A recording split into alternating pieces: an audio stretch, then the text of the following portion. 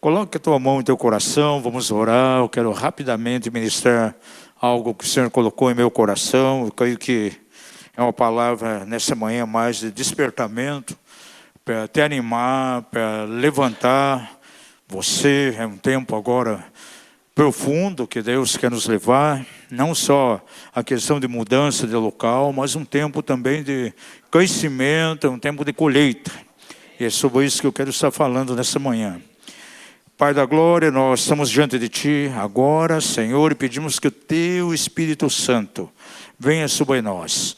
Venha motivar, ó Pai, cada coração, venha impartir, Senhor, uma medida de ousadia, uma medida de graça nessa manhã, porque é a Tua ousadia em nós que nos impulsiona a marchar, a ir para frente e cumprir o Teu propósito, Pai. Que haja um despertamento nos corações e que mais uma vez o Teu nome seja glorificado. Que a Tua palavra venha nos ministrar de maneira profunda nessa manhã. No maravilhoso nome de Jesus é que nós oramos. Amém e amém. Há alguns dias atrás nós tivemos a reunião de liderança aqui e eu procurei trazer uma palavra bem esclarecedora, colocando os dias que nós estamos vivendo. Sem dúvida alguma, a Bíblia diz que são dias trabalhosos. Eu compartilhei um pouco ali em cima de Mateus 24, um sermão profético do Senhor que aponta exatamente os dias que nós estamos vivendo. São os dias que antecedem aí a vinda de Jesus, o estabelecimento do seu reino aqui na terra, e muitas coisas têm acontecido em termos de sinais, catástrofes, traições, pessoas odiando umas às outras, e procurei descrever ali diversos fatos, diversos acontecimentos, cerca de 10, 12 mais ou menos, relativos ao tempo do fim, que você vai encontrar lá em Mateus 24. Agora, de maneira bem interessante, no verso 14 desse capítulo 24, ele coloca algo muito importante diante de nós e com relação aos dias que nós estamos vivendo aqui. Pedir que seja colocado ali o verso 14, Mateus 24, onde diz assim: e este evangelho do reino será pregado no mundo inteiro, em testemunho a todas as nações, e então virá o fim. Então vejam, uma coisa está muito ligada paralelamente aos acontecimentos desse tempo final, é a pregação do evangelho a toda criatura, a todas as nações. Diga isso, pregação do evangelho a todas as nações, a todas as criaturas. E nós podemos ver de maneira muito forte que a colheita está pronta. A colheita está madura. E a Bíblia diz que a colheita, a ceifa, é o fim do mundo. Agora, se a colheita está pronta, por que essa colheita não está de fato sendo levada a cabo? O grande problema não é a colheita, os frutos estão maduros. Porém, os trabalhadores, os ceifeiros estão verdes. E eu olho dentro de um panorama geral para a igreja do Senhor na terra. Deus nos deu a graça de ir a tantos países, levando a palavra do evangelho e viajar no Brasil inteirinho já. Só faltou 2 estados, 2 capitais, o resto fomos em todas. E eu percebo, olhando para a igreja do Senhor, parece que há um sono, uma apatia com relação ao tempo que nós estamos vivendo. Parece que não há uma consciência em termos daquilo que está acontecendo e da necessidade urgente que há no sentido de levar a semente do evangelho para verdadeiramente completar a grande colheita. Nós somos cooperadores na grande colheita final. E temos que entender que ela está pronta. E eu creio que o Espírito Santo quer gerar uma santa inquietação nos corações esses dias para sacudir a igreja de certo modo.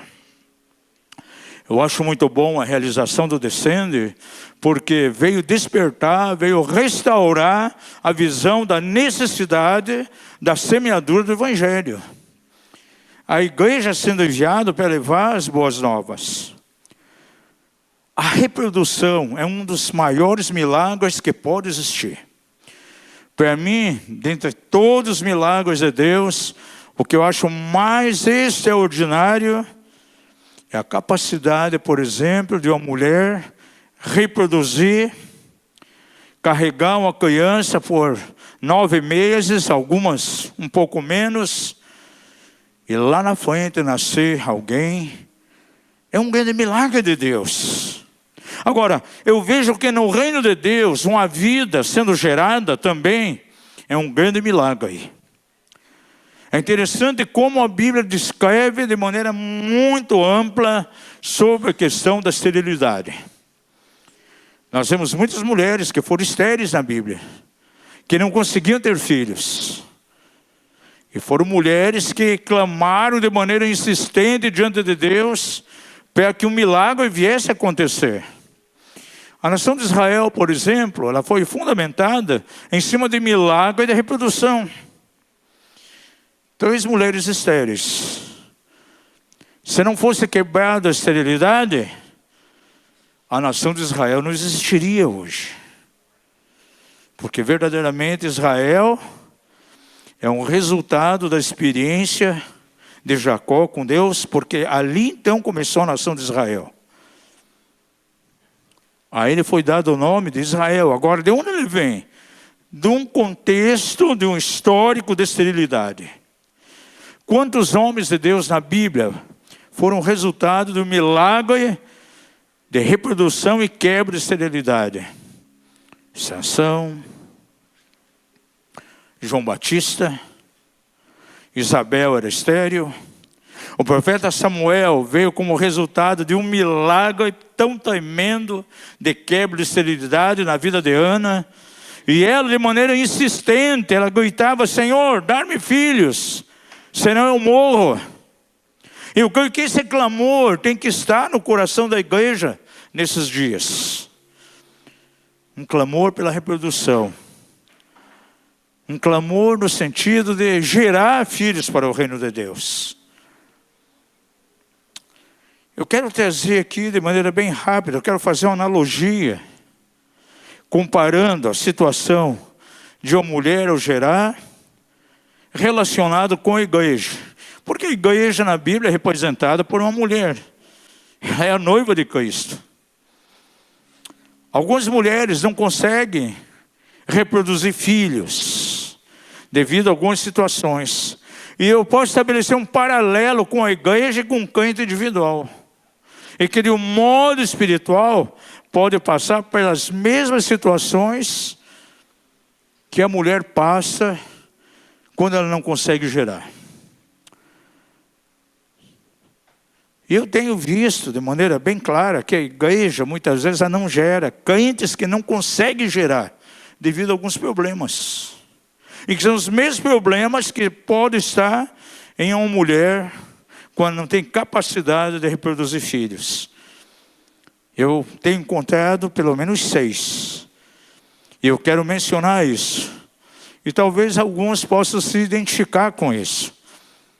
O que impede, por exemplo, uma mulher de gerar filhos? Eu creio que a primeira coisa é a maturidade, porque uma criança, por exemplo, uma menina pequenininha, ao nascer, é um bebezinho. Potencialmente, se ela vem no sexo feminino, ela já é uma mãe potencial. Mas como criança, ela não vai conseguir gerar um filho, produzir um filho de maneira nenhuma. Ela vai ter que amadurecer em idade, ela vai crescer em determinado momento. Suas células sexuais serão desenvolvidas, amadurecidas e coloca ela numa capacidade de gerar e ser mãe. Então, a primeira coisa que impede uma mulher de produzir filhos é a imaturidade. Ainda que aquela menina, potencialmente, ela é mãe, mas isso só vai se concretizar quando ela crescer e tiver suas células sexuais completamente desenvolvidas. Isso acontece com o crente também. É interessante, pelo menos pai e mãe que estão aqui, que tem filhos, menino, mas também tem menina dentro de casa, vão se identificar muito com aquilo que eu vou falar agora. O comportamento de uma menina é completamente diferente de um garoto. Vou dar um exemplo. A menina recebe lá um brinquedinho, uma boneca. Ela tem um cuidado tremendo com aquela boneca. Vai lá, pede para a mãe, comprar roupinha. Quer dar comidinha para a boneca, faz casinha. Põe ela para dormir. E é comum a menina chegar e dizer, puxa, essa aqui é minha filha. Chega até a dar nome. Agora, se você tem um menino, dê uma boneca para ver o que ele vai fazer.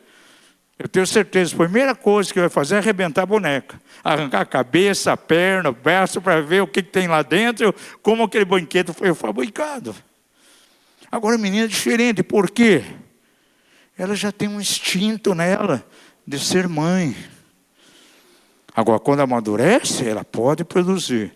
Eu sabia que na igreja do Senhor tem muitos cristãos que não amadurecem? Por que não geram filhos para Deus? Por que não conseguem levar alguém para Jesus? Porque muitas vezes uma igreja ela pode se estagnar, ela não marcha, ela não consegue reproduzir, não consegue gerar filhos para o reino de Deus.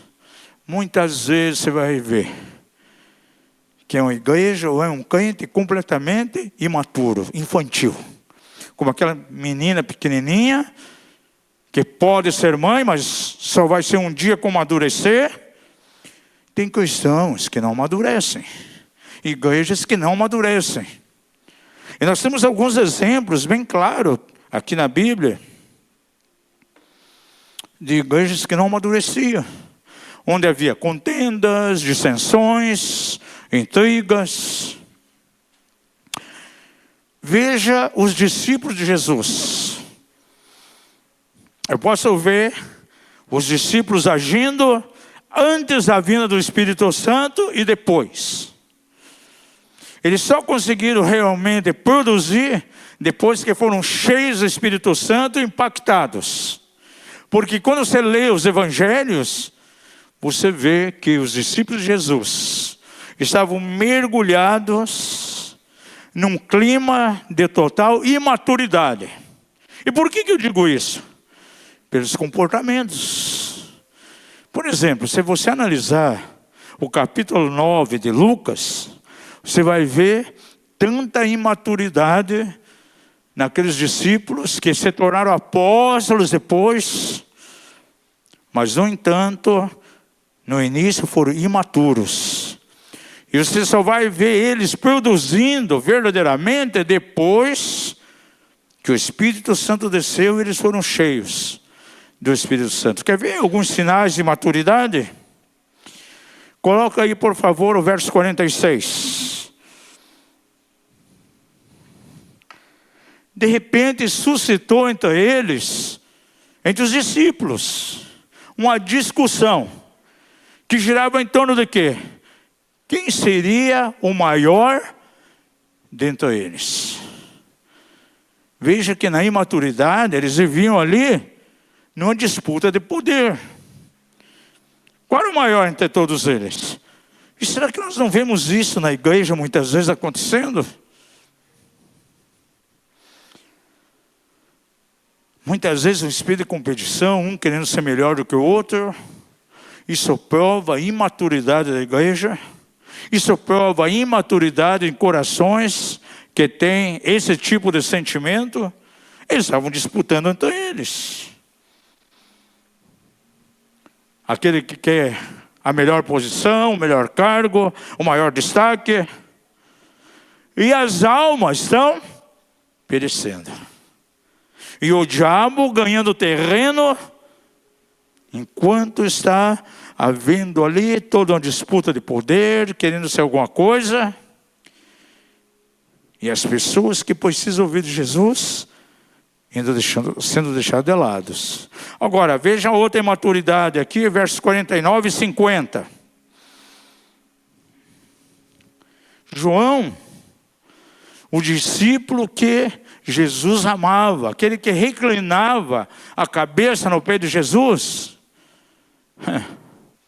ele chega e diz assim: Senhor, olha, a gente estava andando por aí, e nós vimos uma turminha ali, e eles estavam expulsando demônio de alguém, estavam usando o teu nome. Senhor, eles não podem fazer isso, eles não caminham conosco, não andam conosco. Sabe o que é isso? Sinal de maturidade. Você lembra o que Jesus falou para ele? Deixa ele. Aquele que não é contra nós, é por nós. Os discípulos tinham uma visão de exclusividade, gente. Eram tão imaturos que achavam que somente eles podiam fazer aquilo. E Jesus, assim, de maneira muito clara, confrontou a imaturidade deles. E quantas pessoas na igreja muitas vezes se acham melhor? Enquanto está agindo assim, está agindo de maneira completamente imatura. Diga ao seu vizinho: você precisa crescer. Você precisa amadurecer.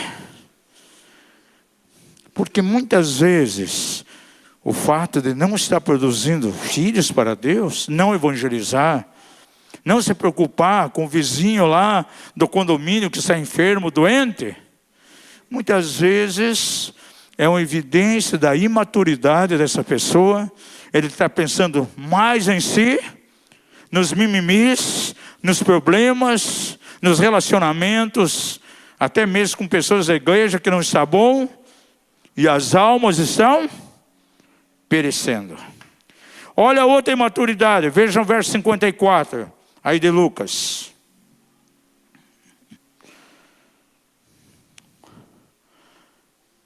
Eles entraram na aldeia dos samaritanos.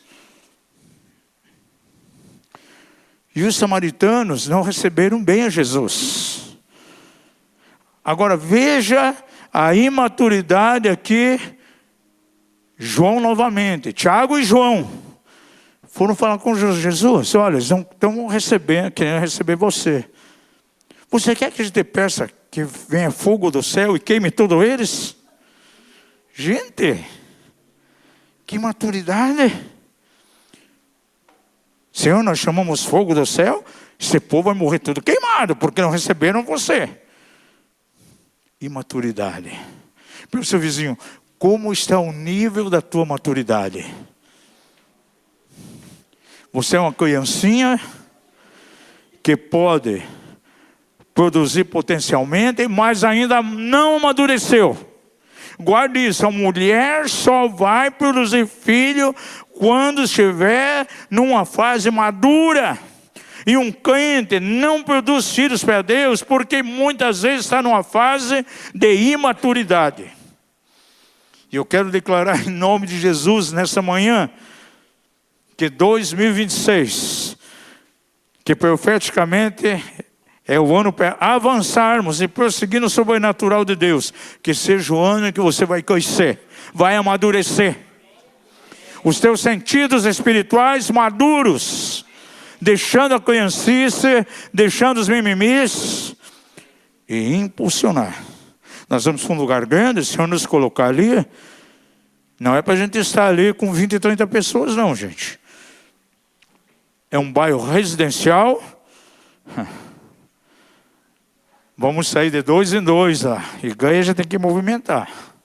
Tem igrejas que estão crescendo hoje assustadoramente, em base ao evangelismo. Não adianta você pensar assim: não, vamos alugar um salão e Deus vai trazer um monte de gente lá para dentro. Não, não vai trazer se você não for atrás. Atenção, capelania, aqui da igreja, haja. Essa palavra para os capelães aqui. Quantas pessoas doentes nos hospitais, nas clínicas. Cada vez que foi visitar a Jo, no Erasto Gettner, pessoas doentes. E nas idas que fomos, tivemos oportunidade de orar com doentes, com cancerosos que estavam ali. A colheita está pronta. O problema são os ceifeiros. Segunda coisa que impede uma mulher de gerar filhos, se ela estiver separada do seu marido. Mulher sem marido não tem condição de gerar filhos, gente. E quantas vezes a igreja, a noiva de Cristo, ela age, muitas vezes, sem a presença do esposo. Bons programas, boas programações, bom entretenimento. Vamos encher a igreja, vamos trazer tal pregador, vamos trazer aquela banda gospel. Tem aquele cantor lá, é forró gospel. Vamos trazer, vai vir um monte de gente. Vamos pegar uma festa mundana, transformar numa versão gospel. Por exemplo, festa do peão boiadeiro. Segura, peão cristão. Tem igreja, gente, colocando a festa do peão boiadeiro na igreja. Mas é para evangelizar, trazer as pessoas. Gente, separado do noivo. Abra sua Bíblia lá e veja o que diz de maneira muito forte João capítulo 4. Versos 4 e 5. Isso aqui vem da boca do próprio Jesus e é uma advertência fortíssima para nós. Permanecei em mim e eu permanecerei em vós. Como a vara de si mesmo não pode dar fruto se não permanecer aonde? Na videira. Digo ao seu vizinho, você tem que permanecer na videira. Você tem que estar conectada com o esposo. Assim também vós, se não permanecerdes em mim, eu sou a videira, vós sois as varas. Quem permanece em mim e eu nele, esse dá muito fruto. Porque sem mim nada podeis fazer. A advertência do Senhor. Não adianta querer estar separado dessa revelação e fazer todo tipo de programação. Igreja que tem festa rave. Termina o culto no sábado, vira uma boate o salão. Cheio de jogo de luz, tudo escuro, luz piscando. E festa rave correndo à solta. Aí sabe o que o líder justifica? Não. Sabe o seguinte, se nós não fizermos isso dentro da igreja, os nossos jovens aqui vão lá para o mundo nas festas rave mundanas. Então vão trazer a festa rave para dentro da igreja. Sabe o que é isso? Falta de presença de Deus. Falta da presença do noivo. Essa é uma esposa sem noivo. Não produz, gente. Jeremias 2,3, você conhece muito bem essa passagem. Diz que o povo naquele tempo cometeu duas maldades. Qual a primeira? Deixar o Senhor, o manancial de águas vivas. Segunda, cavaram para si cisternas rotas, que não retêm as águas. Festa rave, cisterna rota. Peão boiadeiro dentro da igreja.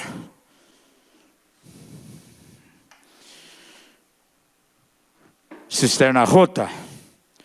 Espirival na igreja, ou seja, carnaval gospel. Sabe o que é isso? Cisterna rota, que não retém as águas. O que vai me levar a produzir é estar ligado na videira. Porque o ramo que não está ligado na videira, no noivo, igreja que não está conectada ali de maneira muito forte com o esposo da igreja, que é Jesus, não vai produzir, gente.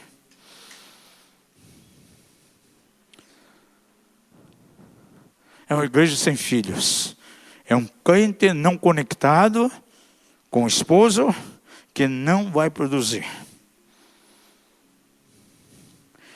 Terceira razão que leva a mulher a não ter filhos, e que eu posso ver na vida de um crente, na vida da igreja, quando essa mulher é estéril.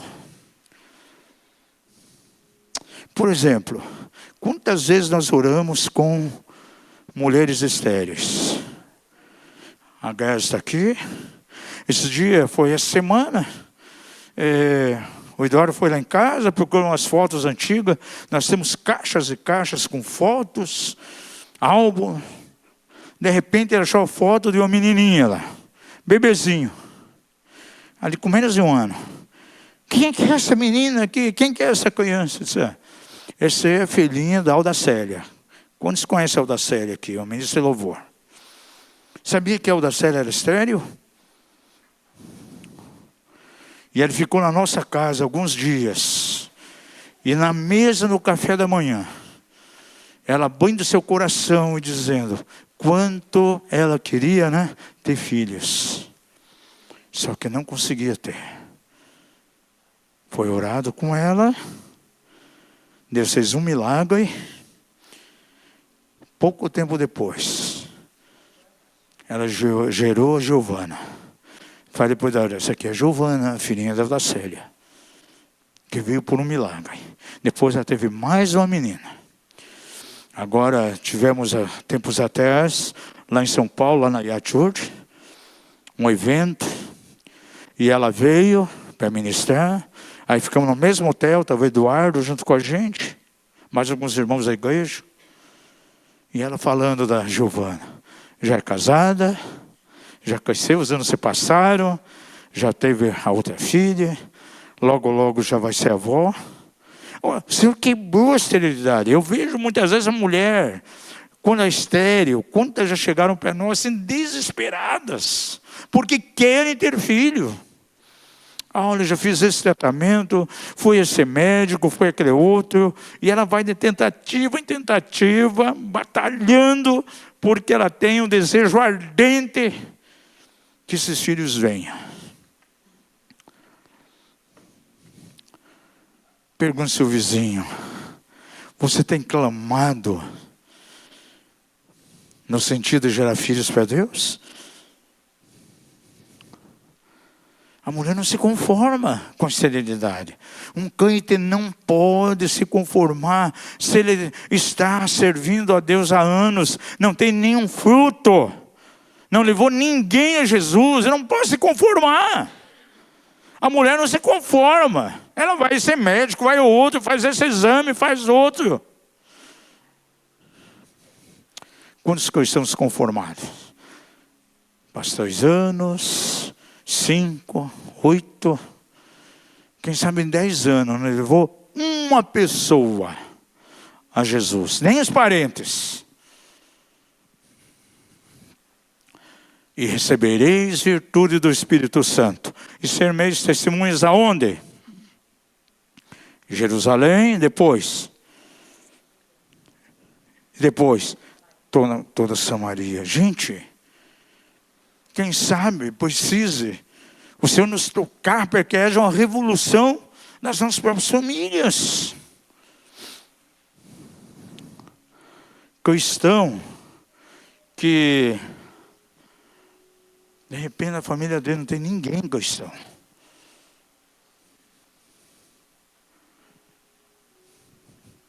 Eu sempre gosto de dar exemplo, gente. Quando eu recebi Jesus, não tinha nenhum crente na minha família. A Rocio se converteu? Ninguém. Gente, dos dois lados, um monte de cristãos. Sobrinha dela, pastor. Vai vir ministrar aqui. Fora esse mês no outro, ministrar para as mulheres.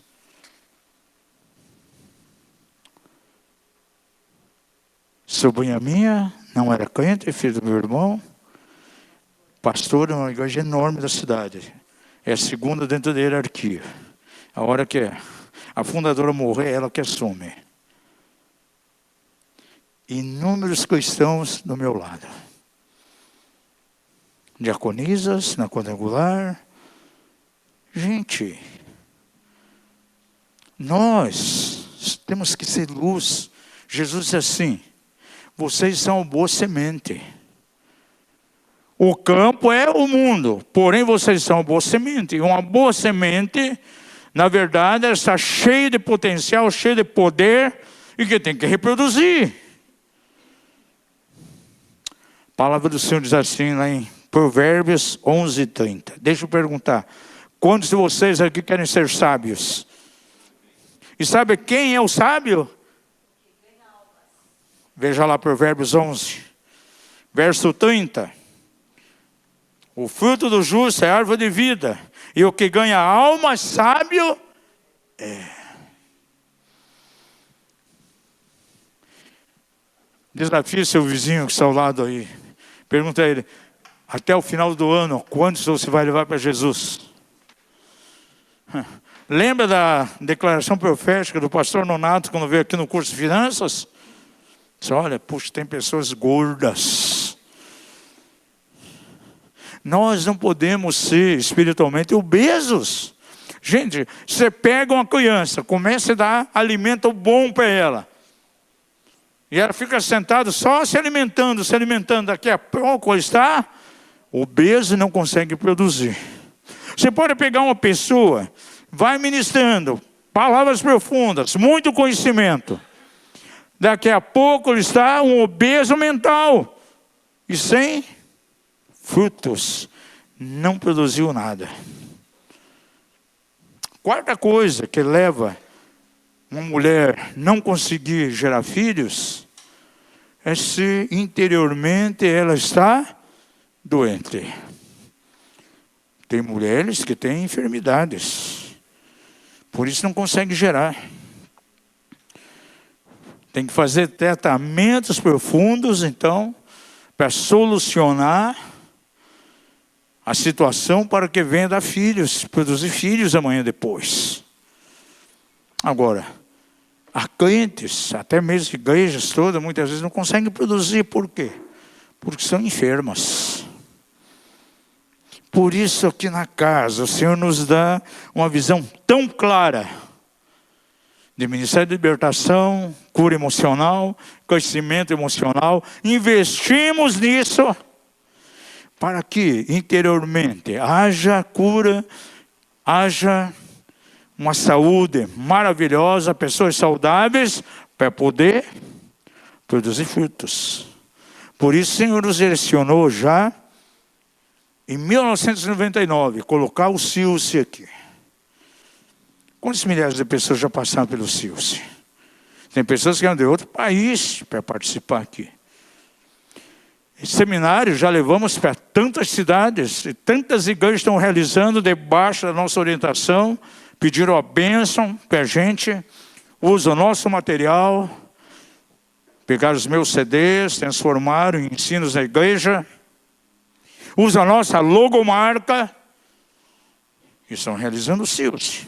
E cada vez crescendo mais. Porque tem sido um divisor de água na vida de muitas pessoas. Agora, qual é a finalidade do Silce? Nós já colocamos lá no anúncio do seminário. É para produzir saúde nas pessoas, para que elas possam frutificar, dar fruto. Porque tudo aquilo que Deus faz em nossa vida, o Espírito Santo vem sobre nós, somos curados, tem um alvo bem claro, qual? Tornar eu e você cooperador na grande colheita. Porque se perder essa visão, todas as outras coisas perdem sentido. Libertação, cura interior, enchimento do Espírito Santo, não é para você ter uma vida de burguesia cristã, ficar se deleitando, vendo anjo aqui voando, anjo lá, e milagre que acontece. Não, é para você ser útil nas mãos do Senhor. Jesus, após a sua ressurreição, o que ele fez? diz a Bíblia, soprou o Espírito Santo sobre os discípulos.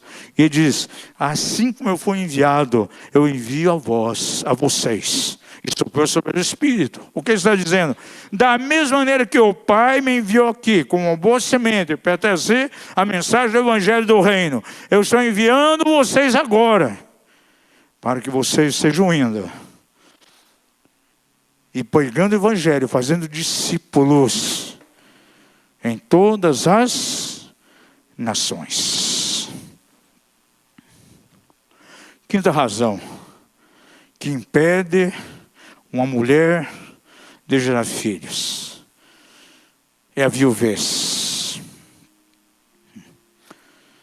Uma mulher viúva não tem marido, como ela vai produzir filhos? E eu vejo que muitos cristãos, até mesmo igrejas todas, estão caminhando debaixo de um espírito de viuvez. Mas como, apóstolo? Gente, a teologia moderna tem sido algo terrível. Porque com o passar do tempo, o espírito da graça operou tão forte na humanidade, levando a pessoa a uma racionalização, viver dentro da razão. E, infelizmente, isso trouxe uma influência até mesmo para dentro do campo teológico. E já alguns anos atrás, quantos teólogos dizem, olha, Deus morreu. E são muitos aqueles que pregam hoje, que milagres, curas, sinais, foi para um tempo antigo. Para o tempo dos apóstolos de Jesus e o tempo que Jesus esteve aqui na terra. E que, quando Jesus saiu de cena, cessou todas essas coisas. Hebreus é claro quando diz que Jesus é o mesmo ontem, hoje, será eternamente. Os milagres, sinais, prodígios, curas que aconteciam, estão disponíveis hoje. E se uma igreja prega que isso não existe mais, se um crente na sua mente, no seu raciocínio diz, isso não existe mais, foi para a época apostólica, lá quando Jesus esteve na terra, para essa pessoa, Jesus está morto. E a igreja não pode servir um Jesus morto, a um Deus morto. Mas Jesus que está vivo, debaixo do poder da ressurreição, sendo que os mesmos sinais acontecem hoje, através da igreja, através das nossas vidas, porque para isso nós fomos enviados. Tanto é que no livro de Atos diz que o Espírito Santo veio sobre eles, e eles saíram com poder, dando testemunho do Evangelho. Estude lá os 28 capítulos de Atos. Na maioria dos capítulos vai encontrar pelo menos um milagre que aconteceu dentro daquele capítulo. Porque o Senhor está vivo. Diga ao seu vizinho, Jesus está vivo. Então, temos que quebrar a atuação do espírito de viuvez.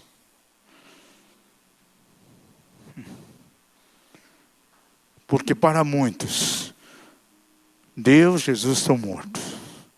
E só falta eles enterrar então agora. Por quê? Por isso não acontece mais nada. Não tem mais sinais, não tem mais milagres. São igrejas, crentes que vivem como viúvas. Isso é o espírito de viuvez atuando de maneira muito forte dentro da igreja. Igrejas, ministérios que, na verdade, se tornaram como que um cemitério, cheio do que? De tradições, filosofias humanas,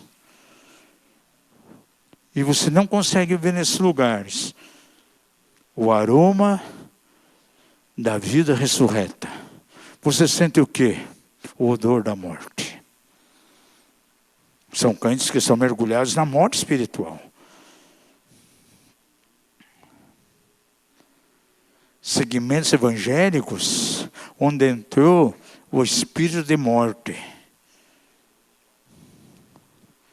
O avivamento que experimentaram no passado, de repente morreu, por causa da mentalidade deles. E se tornou simplesmente como uma peça de museu. Hoje é simplesmente um fóssil. Nada mais que isso. Diga ao seu vizinho, Jesus está vivo. Deus está vivo. E se o poder da ressurreição está em você, você tem que ser um canal para operar curas, sinais e milagres. Por isso eu já preguei aqui na casa, tivemos até um seminário chamado evangelismo profético. O que é o evangelismo profético? É um evangelismo não em palavras, mas com sinais. Ele é para dentro da igreja? Não, é lá para fora. No local que você trabalha, na tua vizinhança, lá na escola, no meio dos teus parentes que não conhecem a Deus. E que tipo de evangelho você vai levar? Carregado de força, carregado do poder de Deus. Por isso Paulo pode declarar: as palavras que eu trouxe a vocês, ó igreja de Corinto, não se constituem palavras evasivas, vazias, mas sim em demonstração e autoridade, com muito poder, com sinais e maravilhas. Esse é o propósito de Deus para esses dias. Se você quer vivenciar isso, esse tipo de experiência, eu recomendo você que comece a guardar um dinheirinho. E quando nós formos à África, mais uma vez, nós somos 3 vezes. E quando nós formos à África, você vai junto. Para você ver na prática como que a coisa acontece. Porque lá, gente, você não pode chegar com blá, blá, blá, blá, blá, blá. Se você não operar sinais, se a tua palavra não for carregada de poder para que alguma coisa aconteça, a tua palavra vai ser ineficaz. Porque o feiticeiro te desafia. O feiticeiro chega para você: você diz que o teu Deus faz isso? Então desafio, vamos ver qual é o Deus que é mais forte. E ele invoca lá um demônio, o animal cai morto na tua frente. Invoca um demônio sobre o cachorro morre na hora. E o teu Deus, o que faz? Já pensou? Como você se sentiria num lugar assim? Na reunião que nós estávamos na aldeia Gambane, uma mulher trouxe um marido paraplégico. Andou não sei quantos quilômetros, carregando ele, magro, seco, porque não andava, nos braços. Foi lá no trabalho de evangelismo, o dia que você estava com a Regina lá atendendo os doentes. 2 dias depois, foto dele na rede social, andando. A missionária Célia colocou ele andando. A Constância, que ia amputar a perna. Toda aquela inflamação que ia levar a amputação, sumiu. E quantos anos estava orando? 7 anos. Foi em tudo que é tipo de feiticeiro. Aí estava na igreja com aquele mal. No domingo na igreja lá, companheiros da colheita. Foi algo tremendo na igreja da Rede Bake. Quando ela sobe na plataforma, com a sua perna restaurada. Convido você para fazer um estágio na África. Comece a economizar quando for, você vai junto. Fique tranquilo que tem hospedagem para você lá. Você não vai gastar nada. Só da Nova Aliança tem 3 igrejas. Isso, o resto tem que pagar. Ou lá na base da Rede Bake, você vai ficar lá. Tem a chance de ficar até na casa dela lá. A casa que ela vai para descansar. Sempre a gente fica lá. A coisa ali tem que acontecer.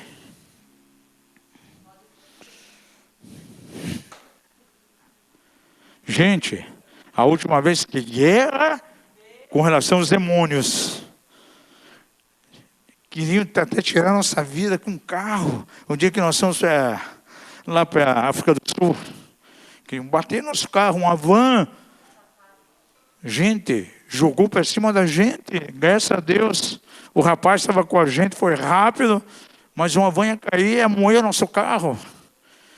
Uma batalha espiritual tremenda, gente. Não é brincadeira, isso é para guerreiro. Mas a gente vê o poder de Deus. Vemos o poder de Deus ali, de maneira bem clara.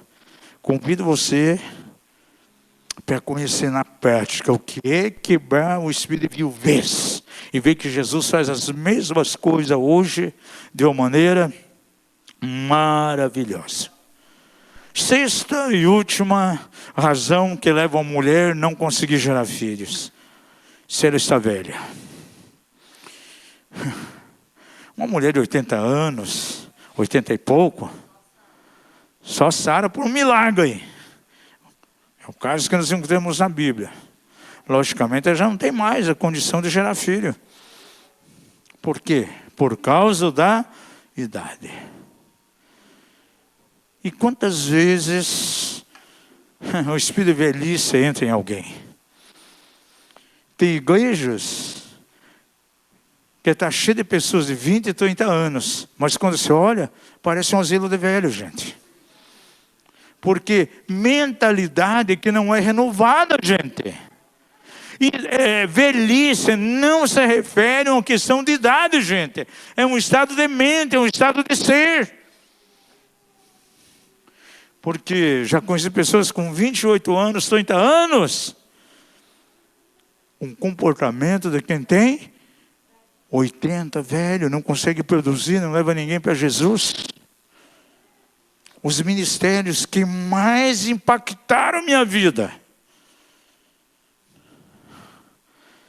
pessoas com 90 anos, pregando 100 anos. Um homem aqui no Brasil, um grande evangelista. Ele foi preso inúmeras vezes porque pregava o evangelho quando é proibido pregar. Luiz Chiriló. Eu vi uma mensagem dele, ele estava com 100 anos, pregando ainda. Aí alguns pastores que foram impactados pelo ministério dele aqui no Brasil, fizeram lá um vídeo comemorativo. Na época eu até pedi para o Luiz Hermínio fazer uma gravação, porque disse: olha, eu tenho todos os livros dele aqui em casa, e eu não abro mão, esses livros ministraram a mim, foi basicamente a base do meu ministério. Eu disse: olha, então grava um vídeo, vamos colocar lá no CAB esse depoimento. Mas com 100 anos eu vi ele pregando com ardor de evangelismo, gente. Depois morreu, acho que uns 4 anos depois. Alan Vincent. Gente, esse apóstolo tremendo. Quase 90 anos. Seus ensinos, profundo, ministrando o meu coração. Em Porto Rico, o grande evangelista Ive Ávila. Gente, uma idade avançada. Botei esses dias atrás na minha rede social. A quem honra, honra. Uma nota importante. A um americano chamado Jack Schisler. Que tem uma influência tremenda no meu ministério. Muitas coisas que eu vivo hoje, veio por uma palavra profética dele. Em 1982, quando disse: olha, hoje você dá água a beber para as pessoas de um poço emprestado. Um poço que não é teu. Mas chegará um dia que você vai abrir um poço e vai dar de beber a muita gente. Isso se cumpriu literalmente. Agora, quando ele falou isso, já estava com mais de 80 anos. E ele morreu com quase 100 anos. Então, velhice não é questão de idade, é uma questão de mente. Porque a Bíblia, ela me dá aqui uma garantia tão tremenda. Por favor, abra lá no Salmo 92, 12 a 15.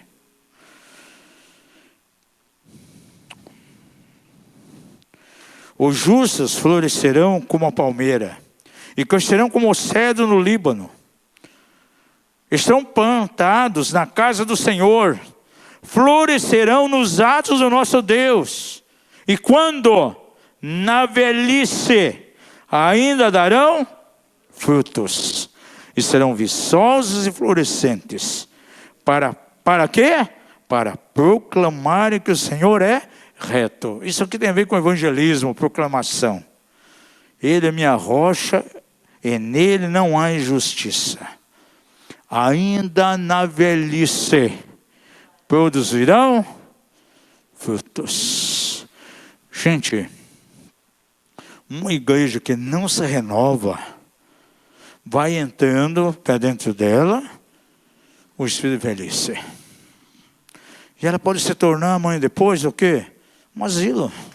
Diga ao seu vizinho, a igreja não pode ser um asilo de velhos.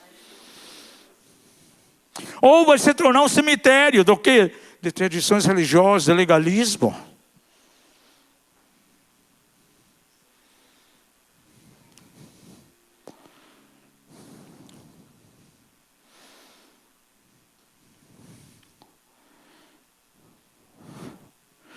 Eu olho para o corpo de Cristo e fico analisando algumas instituições onde o Espírito Santo não move lá dentro. Eu comparo com o cemitério. Organizações muito bem organizadas. Literalmente, no sentido administrativo, muito organizada. E eu entro em alguns cemitérios, que organização, gente. Os túmulos bem certinhos, simetricamente, os corredores ali.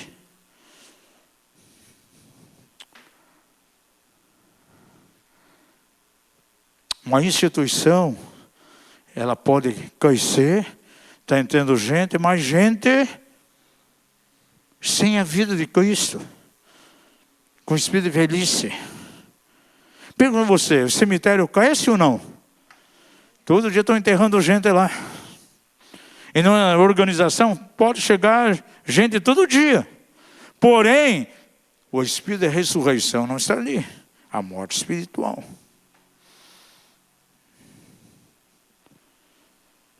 Essas organizações têm banheiros. O cemitério está cheio de banheiro também. Tem coveiro. Tem lá o pessoal carpinteiro que trabalha lá fazendo as lápides, os mausoléus. Tem o pessoal que trabalha na administração. Pode ser, no sentido administrativo, está funcionando muito bem. No entanto, não tem vida, só morte. Levanta uma das suas mãos e diga: Deus me chama para viver debaixo da ressurreição, não debaixo do espírito de morte. Aleluia. Tem pessoa que se sente tão velho e acha que já não produz mais nada no reino. Mentira do diabo. Por quê?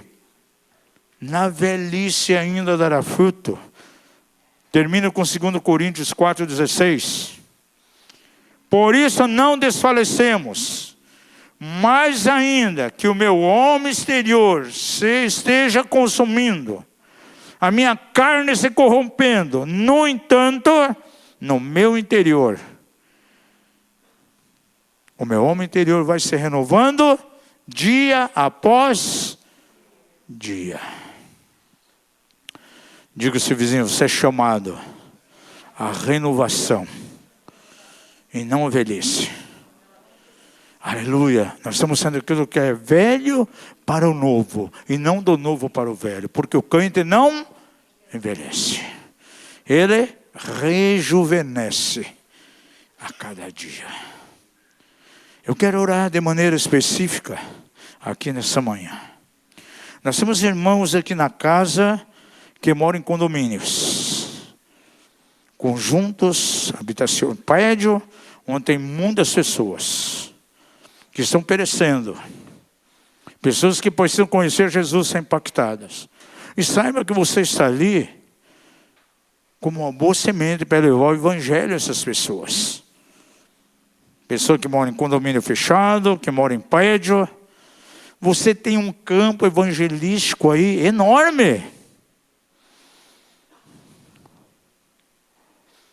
Antes de pensar em ser um missionário do Japão, seja um missionário diante do seu João, que mora lá no condomínio onde você mora, que é do mesmo prédio, que está a passos largos indo para o inferno, está debaixo muitas vezes de enfermidade, está com problemas emocionais, e você é a resposta, você é a solução. É um tempo em que precisamos nos mover de maneira tremenda. Vai fazer uma visita a um doente no hospital? Tem mais gente lá no quarto, está perecendo. Vai lá e ora com ele.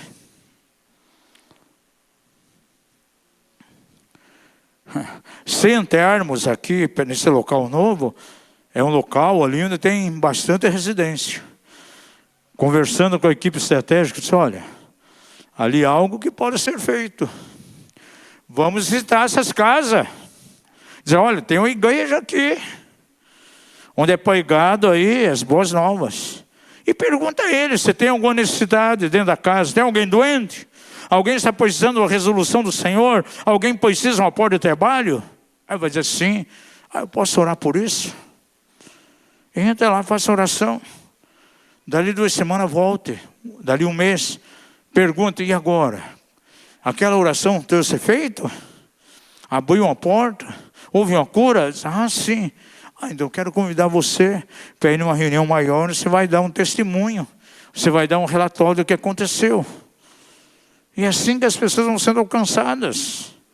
Existem tantas estratégias de evangelismo. Parque Barigui é um campo para evangelizar. Pega lá uma viola, vai lá, canta algumas canções, o pessoal começa a vir, aproveita e pega uma palavra. Eu vi um camarada, claro que você não vai fazer isso, mas na Praça da Sé em São Paulo, sabe o que ele fez?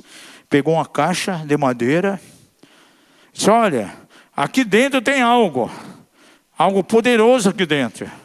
Aí começou, daqui a pouco vou abrir a caixa. E começou a juntar gente, só que não abria. Olha, mais um pouco, a hora que tiver mais gente, eu vou tirar algo da caixa. O pessoal pensa, puxa, tem uma cobra aí, pelo tamanho da caixa. Depois está cheio de gente, ele abriu a caixa e tirou uma Bíblia de dentro. E começou a pregar. Só assim para chamar a atenção de vocês. E você sabia que dava resultado? Pessoas se convertiam. Gente, estamos vivendo um tempo de evangelismo. Vamos ficar em pé, em nome de Jesus.